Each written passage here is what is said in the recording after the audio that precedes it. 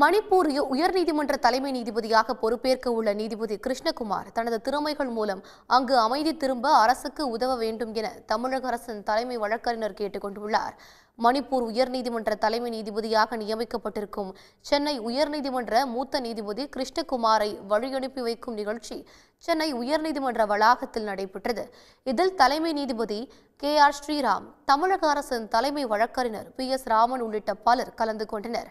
இதில் பேசிய ராமன், அழகான மாநிலமான மணிப்பூருக்கு உயர்நீதிமன்ற தலைமை நீதிபதியாக பொறுப்பேற்க இருக்கும் நீதிபதி கிருஷ்ணகுமார் தனது ராஜாங்க திறமைகளை கொண்டு அங்கு அமைதி திரும்ப அரசுக்கு உதவ வேண்டும் என கேட்டுக்கொண்டார். As it is only to further your judicial career and knowing your capacity to maintain calmness and a level head under any circumstances, you will seize the moment in Manipur and with your skills of diplomacy and dignity help the government in restoring peace and tranquility to what is arguably one of the most beautiful states of this country. தொடர்ந்து பேசிய சென்னை உயர்நீதிமன்ற தலைமை நீதிபதி KR Sriram, கடின உழைப்பு, நேர்மை, உண்மை ஆகிய பண்புகளின் மூலம் தந்தையின் விருப்பத்தை பூர்த்தி செய்து கிருஷ்ணகுமார் தலைமை நீதிபதியாக இருப்பதாக புகழாரம் சூட்டினார்.